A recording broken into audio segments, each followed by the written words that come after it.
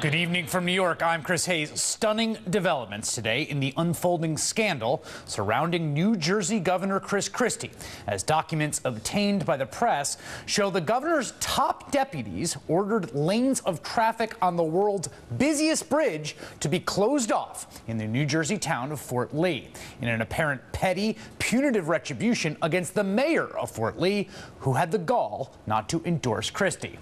That mayor will join me here in a moment, and trust me, you do not want to miss that. And tonight, a man once hailed as the next Republican presidential nominee is fighting for his political life, canceling his one event today, giving no interviews, and issuing a statement attempting to distance himself from the entire mess. One thing is for sure, while just a few weeks ago he was joking about the allegations, Chris Christie is not laughing now.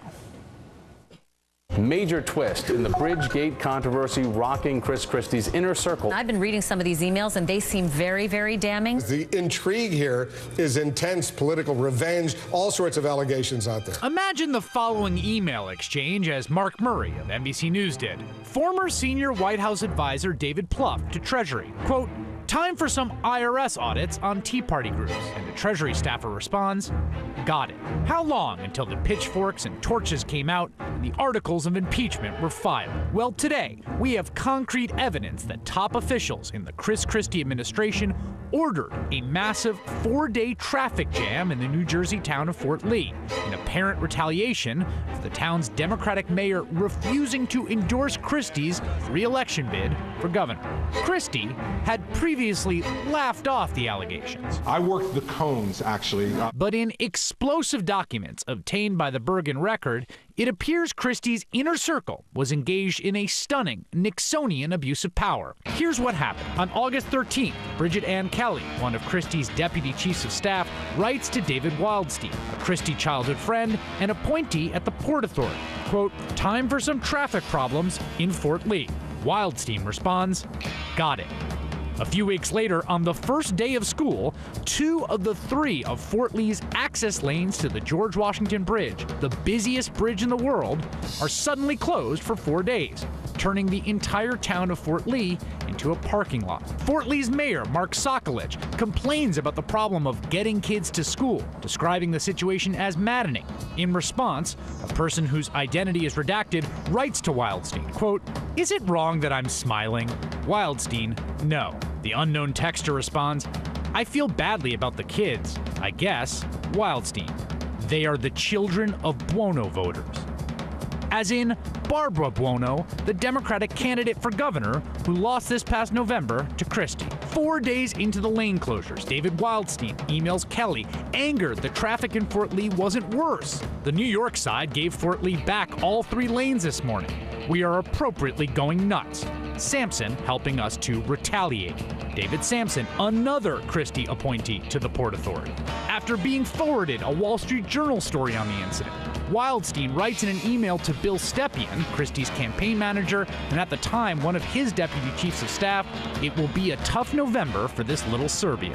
Stepien responds, "It's fine. The mayor's an idiot." Fort Lee's mayor, Mark Sokolich, is Croatian, not Serbian. When Chris Christie was asked about the lane closures in early December, he scoffed at the allegation. I worked the cones, actually, Matt. Unbeknownst to everybody, I was actually the guy out there. I was in overalls and a hat, so I wasn't, but I actually was the guy working the cones out there. You really are not serious with that question. But then he went on to express his displeasure, not about the lanes being closed, but that Fort Lee has 3 lanes. I didn't even know Fort Lee got 3 dedicated lanes until all this stuff happened. Because I've sat in that traffic before I was governor. And the fact that one town has 3 lanes dedicated to it, that kind of gets me sauced. On December 6th, David Wildstein resigns. On December 13th, Bill Baroni, another appointee who shows up in the emails, resigns. That day, Christie says he's merely bothered by the resignations. Bothered probably would be the better word. You know, I was bothered by it. I've made it very clear to everybody on my senior staff that if anyone had any knowledge about this, that they needed to come forward to me and tell me about it, and they've all assured me that they don't. Well, Chris Christie should be more than bothered. This is just the beginning. On the first day the lanes were closed, Kelly asked Wildstein if Sokolich's calls had been returned. Radio silence, Wildstein writes back. His name comes right after Mayor Fulop. Stephen Fulop is the Democratic mayor of Jersey City, who also did not endorse Chris Christie's re-election bid. So the question now is, how many other people have been retaliated against? How many people have been rewarded? And how far up does this go? Late this afternoon, Governor Chris Christie released a statement. Reads, "What I've seen today for the first time is unacceptable. I am outraged and deeply saddened to learn that not only was I misled by a member of my staff, but this completely inappropriate and unsanctioned conduct was made without my knowledge. One thing is clear, this type of behavior is unacceptable. I will not tolerate it because the people of New Jersey deserve better. This behavior is not representative of me or my administration in any way, and people will be held responsible for their actions." Joining me now to discuss that is Mayor of Fort Lee, New Jersey, Mark Sokolich. Mayor, I want to read an exchange that happened in the documents we obtained today and just get your reaction and confirm that you wrote this. This is a text you sent to one of Governor Christie's appointees.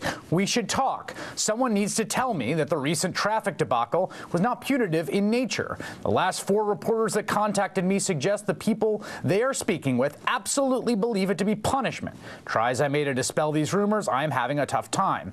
Later, a private face-to-face would be important to me. Perhaps someone can enlighten me as to the errors of my ways. Let me know if you'll give me 10 minutes. Did you, in fact, write that?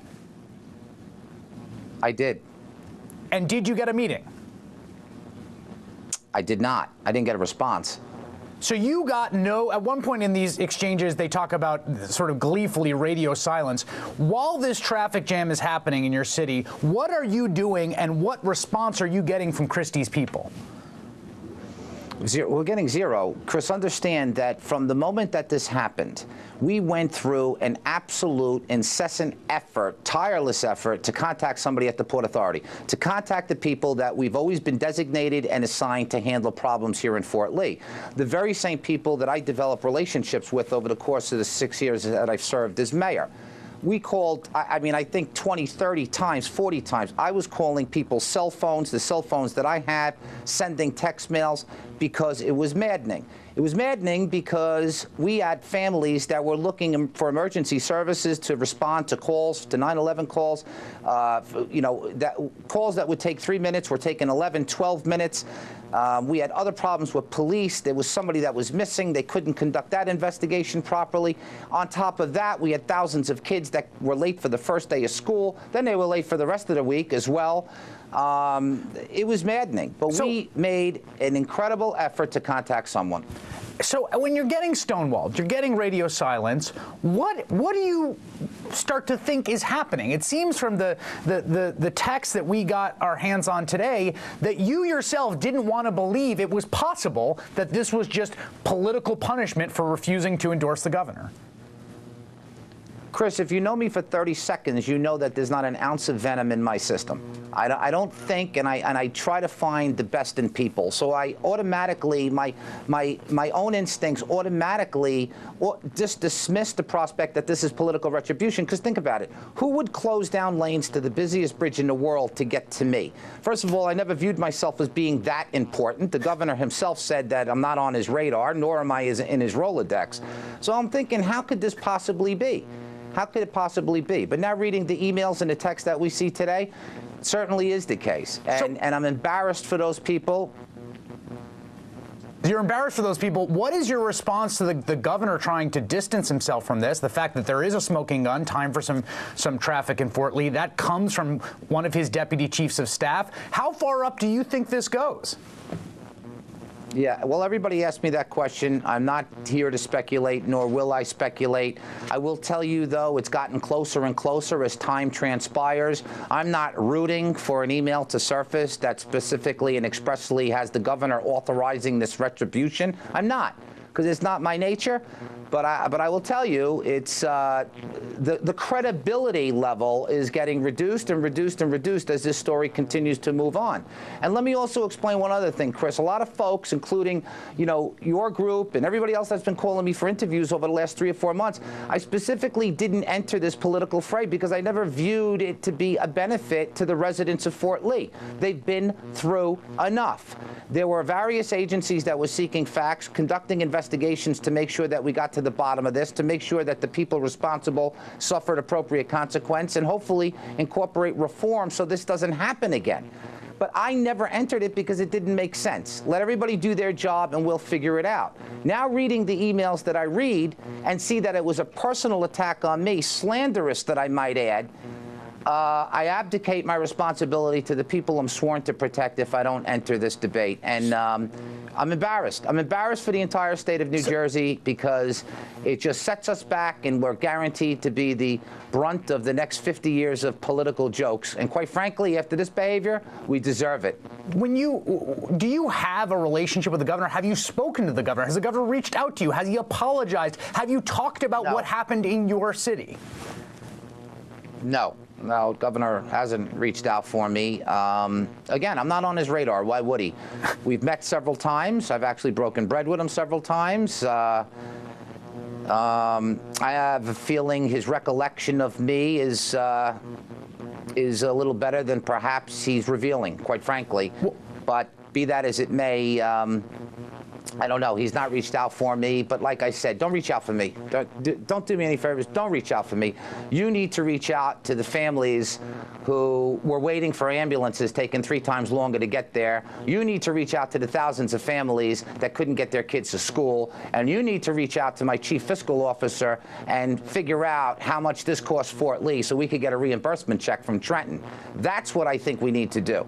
Don't apologize to me. I don't want an apology. You're referred to that should have happened 4 months ago. The Christie one appointee and someone who worked for him as an idiot, I think, at one point. And also, I have to read this to you and get your response to it, because it was one of the most vicious little jabs in there.